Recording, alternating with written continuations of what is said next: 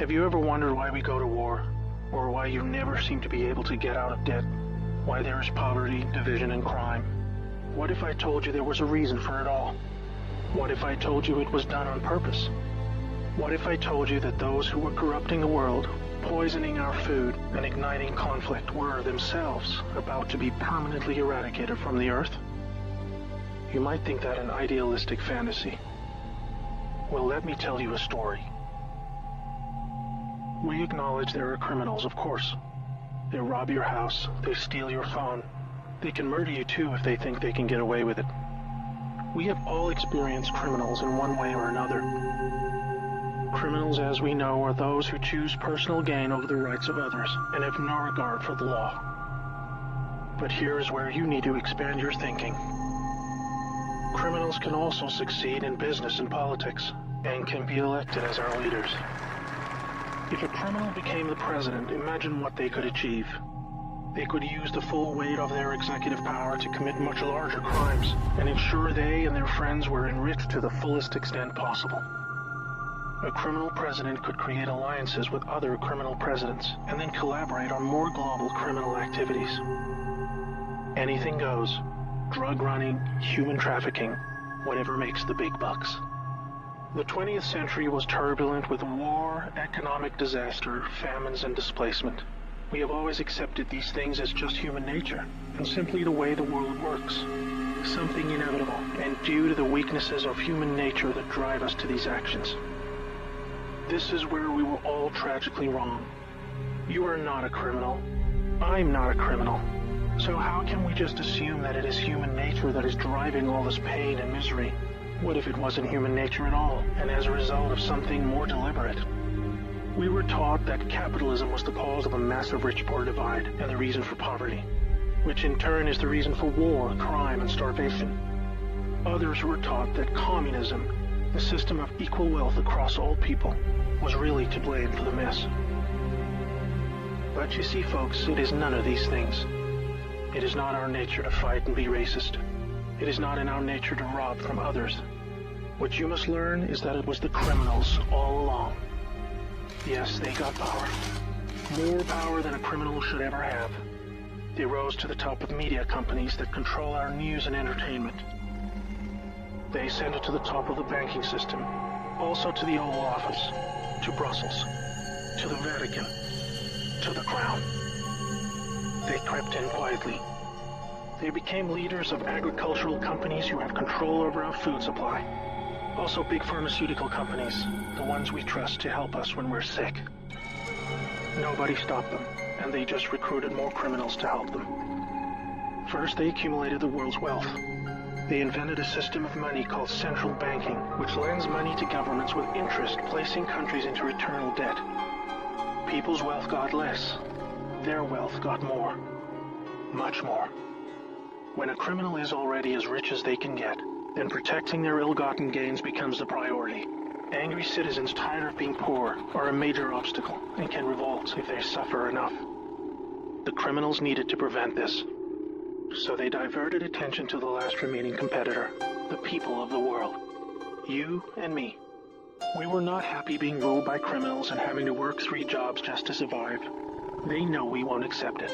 So they use their control of the media to set black against white, woman against man, young against old, Muslim against Christian. They convinced us we were the problem so that we would fight and destroy ourselves. To get it done faster, they attacked all aspects of humanity that make us strong. Like family. Using their influence over culture, they popularized lifestyle choices that led to a surge in broken homes, lost youth, and substance abuse. I could talk all day about how else they deliberately weakened us, and it would turn your stomach. We were just trying to get on with living. So where are all the good guys? Good people just want to get married, have kids, make a living, and enjoy their liberty. Well, there were good guys. Many. One became the President of the United States in January 1961. He knew about these criminals and wanted them gone. He knew their intentions for us all, and he wanted to fight them. Sadly, he had no idea how powerful they had become. Reagan also had good intentions for the American people. He knew this criminal mafia controlled almost everything by this stage, including the powerful rogue intelligence agencies. His economic policies were promising, but the criminals needed a weak America to hold on to their power. Reagan was shown with a bullet that a growing U.S. economy and prosperous citizens were not what the criminals wanted. It was looking pretty grim for good people. Every time someone wanted to stand up and do the right thing, they got stopped. Were we ever to be freed? These criminals are also known as the Deep State, or Cabal, because of how they control things behind the scenes. Every president after Reagan was one of these Deep State criminals, and their empire got even stronger.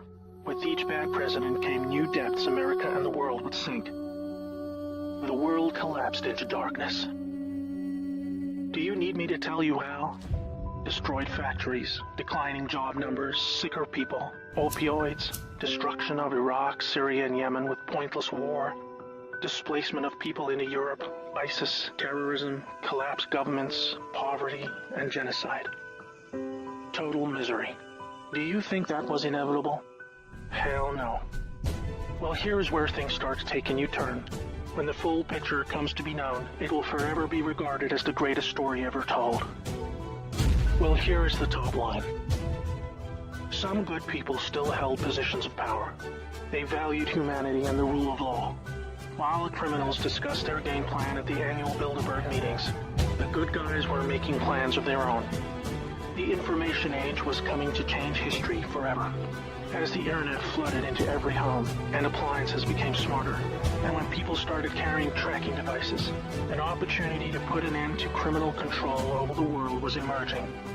We became connected, trackable, and surveilled. But so did they. They became dependent, just like we did, on email, SMS, instant communication. It made crime much easier, but it also put them on a grid that, if accessed by the right people, would expose their crimes to the public and end their iron grip on us once and for all. In this new age of information, it was thought that the military should also have its own intelligence agency to focus on cybercrime and espionage. They called this the NSA, the National Security Agency. Here we had every phone call, email, and text from every device stored and archived. Whether it be someone making a doctor's appointment or the Deep State setting up a massive heroin purchase from the Taliban. In the right hands, it would be enough information to expose the entire sinister criminal plot to rob us blind and wipe us out. Hold that thought. Now I need to explain the plan. The good guys were devising a plan to reclaim the world from the cabal and return it to the people. It would involve alliances with multiple countries, since the criminals had global rat lines, trade, and other infrastructure in place that would need their cooperation. It came down to two choices for America. Launch a military coup to seize the government from whichever cabal puppet was in the White House at the time. Or win legitimately, take control of the NSA, expose the criminals for what they are, and arrest them all. Obviously, the first option would be very troubling for the public. With people still preoccupied with cabal-engineered social issues, they would likely revolt and hurt themselves and others. No, it would have to be the latter. So they needed a candidate who could win, and who could win big. Many states like California had been so heavily inundated by criminals that even the voting machines were electronically set up to swing votes any which way. It would need to be a very decisive victory. Good patriots in the U.S. military and their global partners asked Trump to run for president so they could take back control of America legitimately without alarming the public. Trump was a good choice, obviously, because he overcame the voter fraud and won. But he was a patriot, and he was loved and admired by the public. He was not interested in joining the cabal, because they hated America and he did not agree with them on that point. As soon as he showed interest in taking power, they activated their media assets to viciously turn on him. That's when we saw the sudden hatred emerge. Even when he won, the cabal still had no idea what he was a part of, and the sophisticated plan that was about to unfold against them. Shocked at their loss, they mobilized their full arsenal of intelligence, media, money, and technology to try and take back power. Their people at the top of the DOJ and FBI then put together a plan to frame Trump and have him impeached. This is where we come back to the NSA again. All messages were stored and could be used to expose this plot and prevent Trump's overthrow. An entire book will be written about the first 2 years of Trump's presidency. False flag terror attacks, downed planes, missile alerts, assassination attempts. Here is the point. The world is currently experiencing a dramatic covert war of biblical proportions. Literally the fight for Earth, between the forces of good and evil. I can't put it in simpler terms, but I can say it appears the good guys are winning. The cabal had complete control over North Korea. They hijacked the Kim dynasty, took them hostage, and worked to build up a nuclear arsenal to threaten the world. Kim Jong-un suddenly embracing peace was simply because the deep state were beaten and driven out. ISIS was also destroyed in the year following Trump's win. We are all starting to see the pattern now, that enough time has passed, that our biggest global concerns are starting to recede, and peace is returning. It is all evidence that the good guys are winning the war. But we're still in the middle. While a lot is improving, it still puzzles many that most of these known criminals are still free, especially the higher-ups like Hillary Clinton, the Bushes, and Obama. That is coming in the next chapter of the story. That's why we have Q. The good guys with control over the NSA began the Q intelligence dissemination program to invoke an online grassroots movement that came to be called the Great Awakening.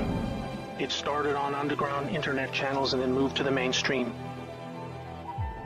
Q has been a fun distraction for those who follow world events and desire truth, but it is about to begin a much more important and necessary phase, keeping the public informed when the deep state war breaks out onto the surface. By this, I mean high-profile arrests. Yes, folks, the criminals I'm referring to are famous politicians, actors, singers, CEOs, and celebrities. People who have earned our trust, respect, and admiration. They have done very bad things that are all fully known and documented, and they will be severely punished. Those of us who have followed Q since the beginning will be here to help you make sense of the coming events. We are among the first to realize that our petty partisan divisions are just trivial distractions, and we are all enslaved by a hidden enemy. We realize that the problem was never capitalism or socialism, Democrat or Republican, black or white, Muslim or Christian. We know it was just very powerful criminals who had too much power.